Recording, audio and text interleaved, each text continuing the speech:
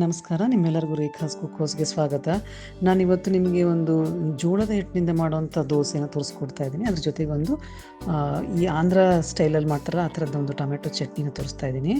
ಇದು ಇನ್ಸ್ಟೆಂಟಾಗಿ ಮಾಡ್ಕೋಬೋದು, ನಿಮಗೆ ತಕ್ಷಣಕ್ಕೇ ಆಗೋಗುತ್ತೆ.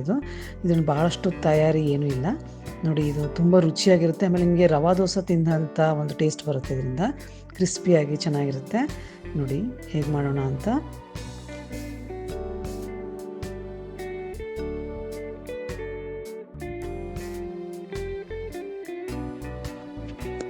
ನಾನೀಗ ಇದಕ್ಕೊಂದು ಇನ್ನೊಂದು ಹೆಲ್ತಿಯಾಗಿ ಇರೋವಂಥ ಒಂದು ಎಲಿಮೆಂಟ್ನ ಆ್ಯಡ್ ಮಾಡ್ತಾಯಿದ್ದೀನಿ.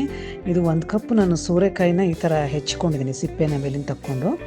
ಅದಕ್ಕೆ ನಾನು ಒಂದು ಅರ್ಧ ಕಪ್ನಷ್ಟು ನೀರು ಹಾಕ್ಕೊಂಡು ಈ ಥರ ಪೇಸ್ಟ್ ಮಾಡ್ಕೊಂಡು ಇಟ್ಕೊಂಡಿದ್ದೀನಿ. ಇದಕ್ಕೆ ನೀವು ಎಷ್ಟು ಬೇಕಷ್ಟು ನೀರು ಹಾಕ್ಕೋಬೋದು, ಯಾಕಂದರೆ ನಾವು ರವಾ ದೋಸೆ ಹದದಲ್ಲಿ ಕಲಿಸೋದ್ರಿಂದ ಸ್ವಲ್ಪ ನೀರಾಗಿದ್ದರೂ ಕೂಡ ಪರವಾಗಿಲ್ಲ. ನೋಡಿ ಈ ಥರ. ಈಗ ನಾನು ಈ ಥರ ಪಾತ್ರೆಯಲ್ಲಿ 1 ಕಪ್ ನಾನು ಜೋಳದ ಹಿಟ್ಟು ತೊಗೋತಾ ಇದ್ದೀನಿ. ಈ ಥರ 1 ಕಪ್ ತೊಗೊಂಡ್ರೆ ನಿಮಗೆ ಒಂದು 10 ದೋಸೆ ಆಗುತ್ತೆ ಇದರಿಂದ. ನೋಡಿ, ಇದಕ್ಕೆ ನಾನು ಸೋರೆಕಾಯಿನ ಈ ಥರ ನೀರಾಗಿ ಮಾಡಿಕೊಂಡು ಈ ಥರ ಕಲಿಸ್ಕೋತೀನಿ. ಅದ್ರ ಜೊತೆಗೆ ಮತ್ತಷ್ಟು ನಾನು ಸಾಮಾನುಗಳನ್ನ ಆ್ಯಡ್ ಮಾಡ್ಕೋತೀನಿ. ಇದ್ರ ಜೊತೆ ನಾನು ಕೊತ್ತಂಬರಿ ಹಾಕ್ಕೊಂಡಿದ್ದೀನಿ, 1-2 ಸ್ಪೂನು ಸಣ್ಣದಾಗಿ ಹೆಚ್ಕೊಂಡಿರೋಂಥದ್ದು. ಇದಾದ ನಂತರ ನಾನು ಹಸಿಮೆಣ್ಸಿಕಾಯಿನ ಹಾಕ್ಕೋತಾ ಇದ್ದೀನಿ, ಸಣ್ಣದಾಗಿ ಹೆಚ್ಕೊಂಡಿದ್ದೀನಿ. ನಿಮ್ಗೆ ಬೇಕಿದ್ರೆ ಹಾಕ್ಕೋಬೋದು, ಇಲ್ಲಾಂದರೆ ಬಿಡ್ಬೋದು. ಇದಾದ ನಂತರ 1-2 ಈರುಳ್ಳಿನ ಸಣ್ಣದಾಗಿ ಹೆಚ್ಚಿಟ್ಕೊಂಡಿದ್ದೀನಿ, ಅದನ್ನು ಕೂಡ ಇದಕ್ಕೆ ಹಾಕ್ಕೋತಾ ಇದ್ದೀನಿ.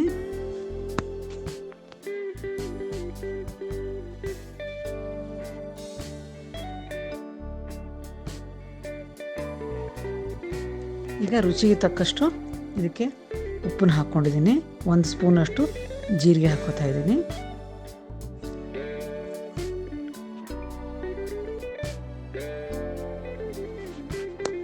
ಈಗ ನಾನು ಈ ಥರ ಸ್ವಲ್ಪನೇ ನೀರು ಹಾಕ್ಕೊಂಡು ಕಲಿಸ್ಕೊತಾ ಹೋಗ್ತೀನಿ.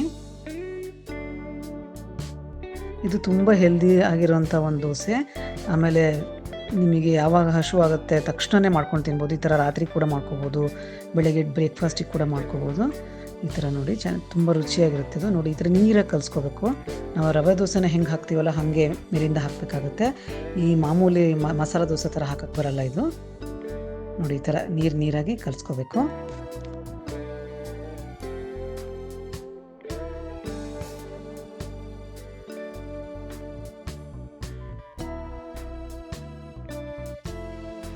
ಇದ್ರ ಜೊತೆಗೆ ನಾನು ನಿಮಗೊಂದು ಆಂಧ್ರ ಶೈಲಿಯ ಒಂದು ಟೊಮೆಟೊ ಚಟ್ನಿನೇ ಹೇಳ್ಕೊಡ್ತಾ ಇದ್ದೀನಿ. ಈ ಚಟ್ನಿಗೆ ನಾನು ಒಂದು ಪ್ಯಾನ್ ಇಟ್ಕೊಂಡಿದ್ದೀನಿ. ಈ ಪ್ಯಾನಲ್ಲಿ 2-3 ದೊಡ್ಡ ಸ್ಪೂನ್ ಎಣ್ಣೆ ಹಾಕ್ಕೋತಾ ಇದ್ದೀನಿ.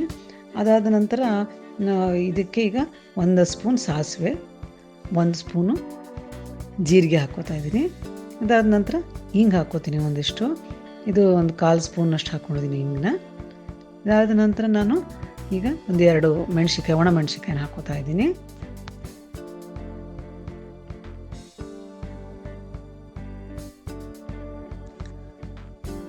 ಈಗ ನಾನು ಜಜ್ಕೊಂಡಿರೋಂಥ ಬೆಳ್ಳುಳ್ಳಿನ ಹಾಕ್ಕೋತಾ ಇದ್ದೀನಿ, 6-7. ಇದಾದ ನಂತರ ಕರಿಬೇವು ಹಾಕ್ಕೊಂಡು ಕೈ ಆಡಿಸ್ಕೊಂಡ ನಂತರ ನಾನು 3 ದೊಡ್ಡ ಟೊಮೆಟೊನ ಹೆಚ್ಚಿಟ್ಕೊಂಡಿದ್ದೀನಿ ಸಣ್ಣದಾಗಿ. ಇದು ಜವಾರಿ ಟೊಮೆಟೊ ಅಂತಾರಲ್ಲ ಅದು. ಇದರಲ್ಲಿ ಹುಳಿ ಅಂಶ ಏನೂ ಇರೋದಿಲ್ಲ. ಇದು ಹಾಕ್ಕೊಂಡಿದ್ದೀನಿ.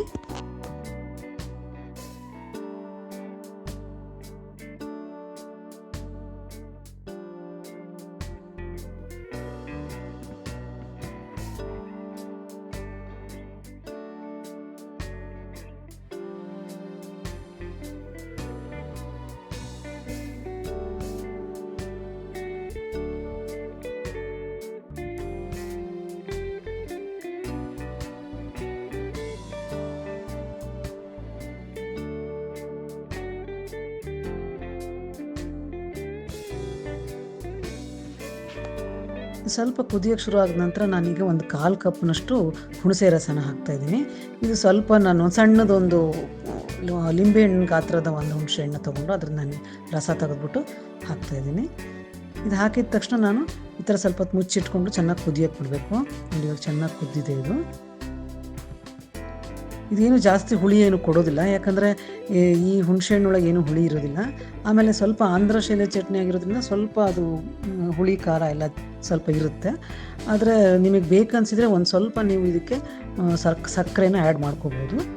ನೋಡಿ ನಾನು ರುಚಿಗೆ ತಕ್ಕಷ್ಟು ಉಪ್ಪು, ಆಮೇಲೆ ಅರಿಶಿನನೂ ಹಾಕ್ಕೊಂಡಿದ್ದೀನಿ.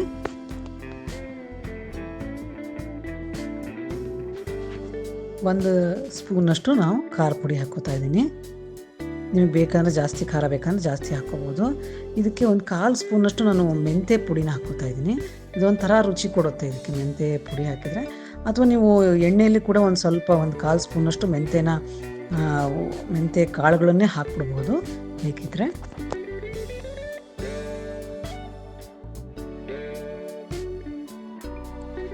ನೋಡಿ ಈ ಥರ ಕುದಿಸ್ತಾ ಇರಬೇಕು. ಇವಾಗ ನೋಡಿ ಎಣ್ಣೆ ಎಲ್ಲ ಬಿಟ್ಕೋತಾ ಇದೆ ಸೈಡ್ಗೆ. ಇವಾಗ ಇದು ಚಟ್ನಿ ರೆಡಿಯಾಗಿದೆ. ಇದನ್ನು ನಾನು ಮಿಕ್ಸರಲ್ಲಿ ಹಾಕ್ಕೋತಾ ಇಲ್ಲ, ಏನೂ ಇಲ್ಲ. ಇದು ಇದೇ ಥರನೇ ತುಂಬ ರುಚಿಯಾಗಿರುತ್ತೆ. ನೋಡಿ ಎಲ್ಲ ಟೊಮೆಟೊ ಎಲ್ಲ ಮೆತ್ತಗೆ ಬೆಂದು ಹೋಗಿದೆ, ಚೆನ್ನಾಗಿರುತ್ತೆ, ತುಂಬ ಚಟಪಟವಾಗಿರುತ್ತೆ, ರುಚಿ ತುಂಬಾ ಚೆನ್ನಾಗಿರುತ್ತೆ. ಟ್ರೈ ಮಾಡಿ ನೋಡಿ ಒಂದ್ಸರ್ತಿ. ಈ ದೋಸೆ ಜೊತೆಗೂ ಚೆನ್ನಾಗಿರುತ್ತೆ. ಅಥವಾ ನೀವು ಇದನ್ನು ಅನ್ನಕ್ಕೆ ತುಪ್ಪ ಹಾಕ್ಕೊಂಡು ಕೂಡ ಇದನ್ನು ತಿನ್ಬೋದು, ತುಂಬ ರುಚಿಯಾಗಿರುತ್ತೆ.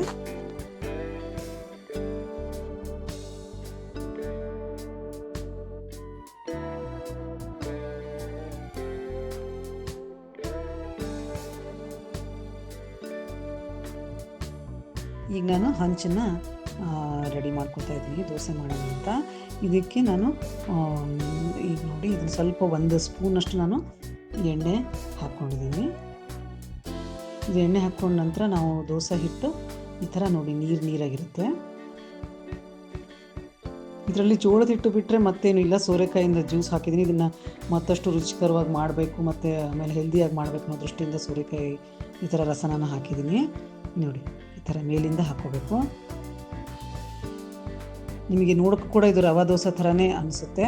ಆಮೇಲೆ ರುಚಿ ಕೂಡ ಹಾಗೆ ಇರುತ್ತೆ, ಈ ಟೇಸ್ಟಲ್ಲಿ ಏನೂ ವ್ಯತ್ಯಾಸವೂ ಇರೋಲ್ಲ. ಅದಕ್ಕಿಂತ ಹೆಲ್ದಿಯಾಗಿರುತ್ತೆ. ರವಾ ದೋಸೆಯಲ್ಲಿ ಮೈದಾ ಇರುತ್ತೆ, ಅದು ಅಷ್ಟೊಂದು ಆರೋಗ್ಯಕ್ಕೆ ಒಳ್ಳೆಯದಲ್ಲ. ನೋಡಿ ಈ ಥರ ಮಾಡಿಕೊಂಡ್ರೆ ಇದು ತುಂಬಾ ಟೇಸ್ಟಿಯಾಗಿರುತ್ತೆ. ಇದನ್ನು ಎಣ್ಣೆ ಹಾಕ್ಕೊಂಡು ಅಥವಾ ತುಪ್ಪ ಹಾಕ್ಕೊಂಡು ಚೆನ್ನಾಗಿ 2 ಕಡೆ ಬೇಯಿಸ್ಕೋಬೇಕು. ನೋಡಿ ಹೆಂಗೆ ಕ್ರಿಸ್ಪಿಯಾಗಿರುತ್ತೆ, ಸೇಮ್ ರವಾ ದೋಸೆ ಥರನೇ ಇದೆ ಇದು.